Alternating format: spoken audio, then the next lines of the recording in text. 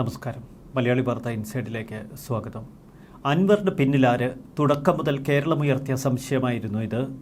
ഒടുവിലിത കാന്തപുരം തലപൊക്കുന്നു. മുഖ്യമന്ത്രി പിണറായി വിജയന്റെ ഏറ്റവും അടുത്ത സുഹൃത്താണ് കാന്തപുരം അബൂബക്കർ മുസ്ലിയാർ. അദ്ദേഹത്തിന് എന്താണ് അടുത്ത കാലത്തായി സംഭവിച്ചത്? ഇപ്പോഴിതാ പിണറായി വിജയനെതിരെ തിരിഞ്ഞുകുത്തുന്ന കാഴ്ച. പിണറായി വിജയനും CPM-നുമെതിരെ രൂക്ഷ വിമർശനങ്ങളാണ് കാന്തപുരം വിഭാഗം ഉയർത്തുന്നത്. ലോക്സഭാ തെരഞ്ഞെടുപ്പിലെ കനത്ത പരാജയത്തിന് കാരണം ന്യൂനപക്ഷ പ്രീണനമാണെന്ന ഹിന്ദുത്വ പ്രചാരണത്തിൽ CPM വീണുപോയി എന്നാണ് കാന്തപുരം വിഭാഗം പറയുന്നത്. SSF മുഖപത്രമായ റിസാല വാരികയുടെ മുഖപ്രസംഗത്തിലാണ് രൂക്ഷമായ ആരോപണം. പിണറായി വിജയൻ ആരുടെ PR ഏജൻസി എന്ന ചോദ്യമാണ് മാസിക ഉയർത്തുന്നത്. സാധാരണ ഈ മുഖപ്രസംഗം കാന്തപുരം കണ്ടതിന് ശേഷം മാത്രമാണ് പ്രസിദ്ധീകരിക്കുന്നത്. മുഖ്യമന്ത്രി വലതുപക്ഷ നിലപാടുകൾ സ്വീകരിക്കുന്നുവെന്ന് കാന്തപുരം വിഭാഗം കുറ്റപ്പെടുത്തി. ADGP RSS കൂടിക്കാഴ്ചകളെ CPM നിസ്സാരവൽക്കരിക്കുന്നു.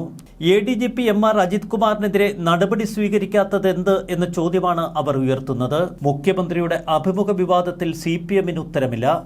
അഭിമുഖം BJPക്ക് ഗുണകരമായ രീതിയിൽ ഭവിച്ചു. മലപ്പുറത്തെ ക്രിമിനൽ തലസ്ഥാനമാക്കാനുള്ള ഹിന്ദുത്വ വർഗീയ സംഘങ്ങളുടെ പദ്ധതി ഇടതുപക്ഷത്തിന്റെ ചെലവിൽ അങ്ങ് നടപ്പാക്കി. പോലീസിന്റെ മനോവീര്യം തകർക്കരുത് എന്ന ക്യാപ്സ്യൂളാണ് മുഖ്യമന്ത്രി ഉരുവിടുന്നത്. എന്നാൽ പോലീസ് ഭാഷ്യങ്ങളെ മുഴുവൻ വെള്ളം തൊടാതെ മുഖ്യമന്ത്രി നിരന്തരം ന്യായീകരിക്കുന്നു. മുഖ്യമന്ത്രി ഇടതുപക്ഷത്തെ തന്നെയാണോ പ്രതിനിധീകരിക്കുന്നത് എന്നതിൽ തങ്ങൾക്ക് സംശയമുണ്ട് എന്നീ ലേഖനം തുറന്നു ചോദിക്കുന്നു. അധികാരാർത്ഥിയിൽ CPM ചെന്നുപതിച്ച അപജയത്തിന്റെ ആഴം അളക്കാവുന്നതിലും അപ്പുറമാണ്. ഇങ്ങനെ പോയാൽ CPM-ന് പൊടി പോലും ഉണ്ടാവില്ല കേരളത്തിൽ കണ്ടുപിടിക്കാൻ. ശക്തമായ വിമർശനമാണ് ഇപ്പോൾ കാന്തപുരം വിഭാഗം ഉയർത്തുന്നത്. ഇതോടെ PV അൻവറിന് പിന്നിൽ ആരെന്ന ചോദ്യത്തിന് ഉത്തരം കണ്ടെത്തിയ മട്ടിലാണ് സമൂഹ മാധ്യമങ്ങളിലെ കുറിപ്പുകൾ. PV അൻവർ പിണറായി വിജയനും CPM-നുമെതിരെ തിരിഞ്ഞപ്പോൾ അൻവറിന് പിന്നിൽ ആര് എന്ന ചോദ്യം കേരളം ഉയർത്തിയിരുന്നു. കാന്തപുരത്തിന്റെ പിന്തുണ PV അൻവറിനുണ്ട് എന്ന് പരസ്യമായി ചിലർ സമൂഹ മാധ്യമങ്ങളിൽ കുറിച്ചിട്ടു. അത് ശരിവെക്കുന്നതാണ് ഇപ്പോൾ കാണുന്ന ഈ തെളിവുകൾ. കഴിഞ്ഞ കുറേ ദിവസങ്ങളായി CPM-മായി രാഷ്ട്രീയമായി വിലപേശുകയായിരുന്നു KT ജലീൽ. ഒടുവിൽ PV അൻവറിനെ പൂർണ്ണമായി തള്ളിപ്പറയുന്നില്ല എങ്കിലും CPM-ൽ നിന്ന് താൻ അകലുന്നില്ല എന്ന നിലപാടാണ് KT ജലീൽ കൈക്കൊണ്ടിരിക്കുന്നത്. ഇനി വരുന്ന രാജ്യസഭാ സീറ്റ് KT ജലീലിന് വേണ്ടി നീക്കിവെക്കും എന്ന വാക്കാണത്രേ ജലീലിനെ പിന്തിരിപ്പിച്ചത്. തെരഞ്ഞെടുപ്പ് രാഷ്ട്രീയത്തിൽ താനിനി ഉണ്ടാവില്ല എന്ന് പരസ്യമായി KT ജലീൽ പ്രഖ്യാപിച്ചിരുന്നു. എന്നാൽ ഒരു രാജ്യസഭാ സീറ്റ് നൽകി ദില്ലിയിലേക്ക് അയച്ചാൽ സന്തോഷമെന്ന സൂചനകളാണ് മുൻപ് പാർട്ടി നേതൃത്വത്തോട് അദ്ദേഹം പ്രകടിപ്പിച്ചത്. ഒടുവിൽ KT ജലീലിനെയെങ്കിലും ഒപ്പം നിർത്താൻ CPM ആഗ്രഹിക്കുന്നു. എന്നാൽ അൻവറിനൊപ്പം KT ജലീൽ ചേരാത്തത് ഭാഗ്യമായി എന്ന് അൻവർ ക്യാമ്പ് രഹസ്യമായി പറയുന്നു. KT ജലീലിന് ചില തീവ്രവാദ സ്വഭാവങ്ങളുണ്ട് എന്ന് കേരളം സംശയിച്ചിരുന്നു. ഒരു വശത്ത് PV അൻവർ പ്രഖ്യാപിച്ച രാഷ്ട്രീയ പാർട്ടി, മറുവശത്ത് മലപ്പുറം CPM അണികൾ ഇപ്പോൾ പൂർണ്ണ ആശയക്കുഴപ്പത്തിലാണ്. മലപ്പുറത്തെ CPM അണികളിൽ ബഹുഭൂരിപക്ഷവും മുസ്ലിം സമുദായത്തിൽപ്പെട്ടവരാണ്. അവർ ഏറെക്കുറെ ഒറ്റപ്പെട്ട നിലയിലാണിപ്പോൾ അവിടെ തുടരുന്നത്. PV അൻവറിനൊപ്പം ചേരണമോ അതോ പഴയ ലീഗ് ലാവണത്തിലേക്ക് മടങ്ങിപ്പോകണമോ? മലപ്പുറം മുസ്ലിം വിഭാഗങ്ങൾക്കിടയിൽ എങ്ങനെ സ്വാധീനം വർദ്ധിപ്പിക്കാം എന്ന അന്വേഷണത്തിനൊടുവിലാണ് PV അൻവറിനെയും KT ജലീലിനെയും ഒക്കെ UDF-ൽ നിന്ന് മാന്തി പുറത്തെടുത്ത് തെരഞ്ഞെടുപ്പ് ഗോതയിൽ പരീക്ഷിച്ചത് ഇടതുപക്ഷം. കുഞ്ഞാലിക്കുട്ടിയെ മലർത്തിയടിച്ചുകൊണ്ട് KT ജലീൽ വിജയിച്ചു വന്നു.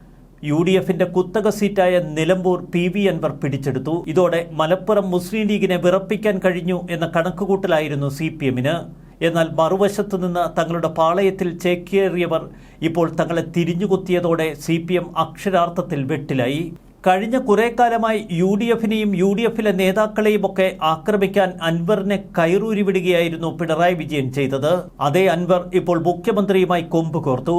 ഇനി ഇടതുപക്ഷത്തിന് ഭാവിയില്ല എന്ന തിരിച്ചറിവാണ് അൻവറിനെ ഇത്തരമൊരു യുദ്ധത്തിന് പ്രേരിപ്പിച്ചത് എന്ന് ചില നേതാക്കൾ കണക്കുകൂട്ടുന്നു. അൻവറിനെ എങ്ങനെ പ്രതിരോധിക്കണമെന്നറിയാതെ കുഴയുകയാണ് CPM. അതിന്റെ ലക്ഷണമൊത്ത തെളിവാണ് ഇന്നലെ MV ഗോവിന്ദന്റെ മാധ്യമ സമ്മേളനം. മലപ്പുറം ജില്ലയുടെ അട്ടിപ്പേർ അവകാശം പറഞ്ഞ് ആരും വരേണ്ടതില്ല എന്നായിരുന്നു CPM സംസ്ഥാന സെക്രട്ടറി MV ഗോവിന്ദൻ പറഞ്ഞത്. മലപ്പുറം ജില്ല രൂപീകരിച്ചത് EMS സർക്കാരിന്റെ കാലത്താണ്. മലപ്പുറം എല്ലാവരുടെയും മലപ്പുറമാണ്. മലപ്പുറം ജില്ല കമ്മ്യൂണിസ്റ്റ് പ്രസ്ഥാനത്തിന്റെ പ്രധാന കേന്ദ്രമാണെന്നും ഗോവിന്ദൻ പറഞ്ഞു. PV അൻവർ ഉൾപ്പെടെ സ്വതന്ത്രന്മാരെ മലപ്പുറം ജില്ലയിലെ വിവിധ മണ്ഡലങ്ങളിൽ സ്ഥാനാർത്ഥിയാക്കുകയും അവർ തോൽക്കുകയും ജയിക്കുകയും ഒക്കെ ചെയ്തിട്ടുണ്ട്. ഈ പ്രക്രിയയിലൂടെ കമ്മ്യൂണിസ്റ്റ് പാർട്ടിക്ക് വേണ്ടത്ര സ്വാധീനമില്ലാതിരുന്ന മലപ്പുറം ജില്ലയിൽ വളരെ ശക്തമാകാൻ CPM-ന് സാധിച്ചു. മലപ്പുറം ജില്ല എല്ലാവരുടേതുമാണ്. കേരളത്തിൽ ഒരു കുട്ടി പാകിസ്ഥാൻ വരാൻ പോകുന്നുവെന്നാണ് അന്ന് RSSകാർ പ്രചരിപ്പിച്ചത്. മലപ്പുറം ജില്ലാ രൂപീകരണത്തിന് പിന്നിൽ പ്രവർത്തിച്ചത് CPM-ഉം അന്നത്തെ മുഖ്യമന്ത്രി EMS-ഉമാണ്. മലപ്പുറത്തെ CPM മണ്ണ് ഒലിച്ചു പോകുന്നു എന്ന തിരിച്ചറിവാണ് ഇത്തരം ചില വിശദീകരണങ്ങൾ നൽകാൻ MV ഗോവിന്ദനെ പ്രേരിപ്പിക്കുന്നത്. ഇക്കഴിഞ്ഞ ലോക്സഭാ തെരഞ്ഞെടുപ്പിന് തൊട്ടു മുൻപ് മുസ്ലിം ലീഗിനെ ഉൾപ്പെടെ മറുകണ്ഠം ചാടിക്കാനുള്ള ശ്രമങ്ങൾ CPM നടത്തിയിരുന്നു. പരസ്യമായി EP ജയരാജൻ ഉൾപ്പെടെയുള്ളവർ മുസ്ലിം ലീഗിനെ ഇടതുപക്ഷ മുന്നണിയിലേക്ക് ക്ഷണിക്കുന്ന കാഴ്ച. ഒടുവിൽ ലീഗിനെ കിട്ടിയതുമില്ല. PV അൻവർ ഒരു സ്വതന്ത്ര പാർട്ടി രൂപീകരിക്കുന്നു. അൻവറിന് കാന്തപുരത്തിന്റെ ഉൾപ്പെടെ പൂർണ്ണ പിന്തുണ ലഭിക്കുമെന്നാണ് ഇപ്പോൾ പുറത്തുവരുന്ന സൂചനകൾ. അൻവർ ഒരു പ്രത്യേക പാർട്ടി രൂപീകരിച്ച് UDF-നൊപ്പം ചേരും എന്ന വാർത്തകളും ശക്തമാകുന്നു. തന്റെ കൂടെ ആളുകളുണ്ട് എന്ന തോന്നൽ ഇടതുപക്ഷത്തിനും കേരളത്തിന്റെ പൊതുസമൂഹത്തിനും ഉണ്ടാക്കാൻ നിലമ്പൂർ ചന്തക്കുന്നിലും പിന്നീട് കോഴിക്കോട് വിളിച്ചു ചേർത്ത യോഗങ്ങളിലുമൊക്കെ അൻവറിന് കഴിഞ്ഞു. കോഴിക്കോട്ടെ യോഗത്തിൽ പ്രതീക്ഷിച്ചതിലും കൂടുതൽ ആളുകൾ എത്തിച്ചേർന്നുവെന്നാണ് CPM വിലയിരുത്തൽ പോലും. ചന്തക്കുന്നിലെ യോഗത്തിൽ ആകെ കരുതിയത് 300 കസേരകൾ. എന്നാൽ ആയിരക്കണക്കിന് ആളുകളാണ് അവിടെ തടിച്ചുകൂടിയത്. പിന്നീട് അൻവർ പങ്കെടുക്കുന്ന പൊതുപരിപാടിയിലൊക്കെ വലിയ ജനക്കൂട്ടം. മലബാറിൽ മുസ്ലിം വോട്ട് ഉറപ്പിക്കാൻ CPM മുഖ്യമായി ആശ്രയിച്ചത് KT ജലീലിനെയും PV അൻവറിനെയുമാണ്. രണ്ടുപേരും വലതുപക്ഷത്ത് നിന്ന് ചൂണ്ടയിട്ട് മുങ്ങി ഇടതുപക്ഷത്ത് ചേക്കേറിയവർ. കഴിഞ്ഞ നിയമസഭാ തെരഞ്ഞെടുപ്പുകളിലും മലപ്പുറത്തെയും കോഴിക്കോട്ടെയും മുസ്ലിം വോട്ടുകളിലേക്ക് കടന്നു കയറാൻ ഇരുവരെയും ആവോളം ഉപയോഗിച്ചു CPM. അൻവറിനൊപ്പം ചേരാൻ താനില്ല എന്ന് KT ജലീൽ ഇക്കഴിഞ്ഞ ദിവസം വ്യക്തമാക്കിയെങ്കിലും ഇതൊരു താൽക്കാലിക ആശ്വാസം മാത്രമാണ് എന്ന് CPM തിരിച്ചറിയുന്നുണ്ട്. പാർലമെന്ററി രാഷ്ട്രീയത്തിൽ നിന്നൊക്കെ വിട്ടുനിൽക്കുമെന്ന് KT ജലീൽ പറയുമ്പോൾ ജലീലിലും ചില അസ്വസ്ഥതകൾ പുകയുന്നുവെന്നർത്ഥം. ആദ്യം അൻവറിനൊപ്പം നിന്ന ജലീൽ പിന്നീട് കാലുമാറിയതിന് പിന്നിൽ ചില ഇടപാടുകൾ ഉണ്ടായി എന്ന് അൻവർ ക്യാമ്പ് വിശ്വസിക്കുന്നു. കൃത്യമായ ഓഫറുകളാണ് KT ജലീൽ പിന്മാറാനുള്ള കാരണം. എങ്കിലും തകർന്ന് തരിപ്പണമാകാൻ പോകുന്ന LDF ക്യാമ്പിൽ നിന്ന് KT ജലീൽ ചാടി രക്ഷപ്പെടുമെന്ന് തന്നെയാണ് അൻവർ ക്യാമ്പിന്റെ കണക്കുകൂട്ടൽ. മുഖ്യമന്ത്രിയെ കൂടുതൽ വെട്ടിലാക്കി ഇപ്പോൾ DGP-യും കരുക്കൾ നീക്കുന്നു. DGP മുഖ്യമന്ത്രിക്ക് നൽകിയ റിപ്പോർട്ടിൽ ADGP-യെ ശരിയായ വിധത്തിൽ കുറ്റപ്പെടുത്തുന്നില്ല എന്ന് മുഖ്യമന്ത്രി ഇക്കഴിഞ്ഞ ദിവസം മന്ത്രിസഭാ ഉപസമിതി യോഗത്തിൽ വ്യക്തമാക്കിയിരുന്നു. തൃശൂർ പൂരം കലക്കിയതിന് പിന്നിൽ അജിത് കുമാറിനെ കുറ്റപ്പെടുത്തുന്നുണ്ട് എങ്കിലും അദ്ദേഹം ചെയ്ത കുറ്റങ്ങൾ എന്താണ് എന്ന് DGP വ്യക്തമാക്കിയില്ലെന്നാണ് മുഖ്യമന്ത്രി പറഞ്ഞത്. ADGP-ക്കെതിരായ അന്വേഷണ കാലാവധി ഇന്നലെ കഴിഞ്ഞിരുന്നു.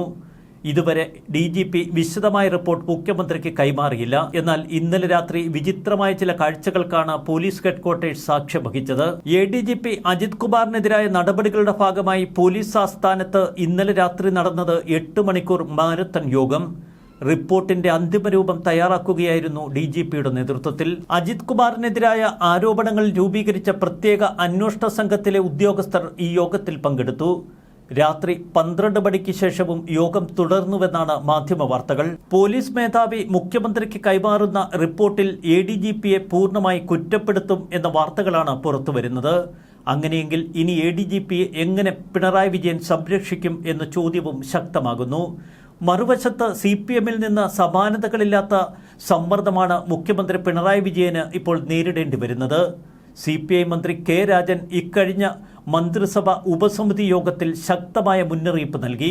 തിങ്കളാഴ്ചയ്ക്ക് മുൻപേ ADGP അജിത് കുമാറിനെ സ്ഥാനത്ത് നിന്ന് മാറ്റണമെന്നാണ് CPI-യുടെ ഔദ്യോഗിക ആവശ്യം. എന്നാൽ ADGP-യുമായി ബന്ധപ്പെട്ട വിഷയത്തിൽ ഇപ്പോൾ CPI-യിൽ കനത്ത ഭിന്നതയെന്ന റിപ്പോർട്ടുകൾ പുറത്തുവരുന്നു. ഇത് പിണറായി വിജയന് അല്പം ആശ്വാസം പകരുന്നുവെങ്കിലും CPI-യിൽ പരസ്പരം നേതാക്കൾ പോർവിളിക്കുന്ന കാഴ്ച. ADGP വിഷയത്തിൽ പ്രകാശ് ബാബുവിന്റെ പ്രതികരണത്തിൽ കടുത്ത അതൃപ്തിയാണ് CPI സംസ്ഥാന സെക്രട്ടറി ബിനോയ് വിശ്വം പ്രകടിപ്പിച്ചിരിക്കുന്നത്. മുഖ്യമന്ത്രി പിണറായി വിജയന് അന്ത്യശാസനം നൽകിയതിനെതിരെയാണ് ഇപ്പോൾ ബിനോയ് വിശ്വം നിലപാടെടുത്തത്. ജനയുഗത്തിൽ ഇത്തരമൊരു ലേഖനം എഴുതുന്നതിന് മുൻപ് പാർട്ടി സെക്രട്ടറിയോട് പറഞ്ഞിരുന്നില്ല എന്ന പരാതിയാണ് ബിനോയ് വിശ്വത്തിനുള്ളത്. ADGP MR അജിത് കുമാറിനെ സ്ഥാനത്ത് നിന്ന് അടിയന്തരമായി മാറ്റണമെന്ന് ഇക്കഴിഞ്ഞ ദിവസം ബിനോയ് വിശ്വവും മുഖ്യമന്ത്രിയോട് ആവശ്യപ്പെട്ടിരുന്നു. പാർട്ടിക്കുള്ളിലെ വിഭാഗീയത തന്നെയാണ് ഇത്തരം സമ്മർദ്ദങ്ങൾക്ക് ബിനോയ് വിശ്വത്തെ പ്രേരിപ്പിക്കുന്നത്. PV അൻവറിന്റെ വെളിപ്പെടുത്തലുകൾക്ക് പിന്നാലെ പോലീസ് പിടികൂടിയ സ്വർണ്ണക്കള്ളക്കടത്ത് കേസിലെ കണക്കുകളും ഔദ്യോഗികമായും അല്ലാതെയുമൊക്കെ ഇപ്പോൾ പുറത്തു പ്രചരിക്കുന്നു. മലപ്പുറം ജില്ലയിൽ വലിയ തോതിൽ കള്ളക്കടത്ത് നടക്കുന്നു എന്ന പ്രതീതി കേരളത്തിൽ മാത്രമല്ല ഇന്ത്യയിൽ പോലും ഇപ്പോൾ ശക്തമായി. ഇതൊക്കെ ആസൂത്രിതമായി ചിലർ പ്രചരിപ്പിക്കുന്നതാണ് എന്ന കണക്കുകൂട്ടലാണ് കാന്തപുരം വിഭാഗത്തിനുമുള്ളത്. തങ്ങളുടെ സമുദായത്തിൽപ്പെട്ട പലർക്കെതിരെയും കള്ളക്കേസുകൾ എടുക്കുന്നു, മലപ്പുറം ജില്ലയെ അപമാനിക്കുന്നു എന്ന തരത്തിൽ മലപ്പുറം ജില്ലയിൽ ഇപ്പോൾ വ്യാപകമായ പ്രചരണങ്ങൾ.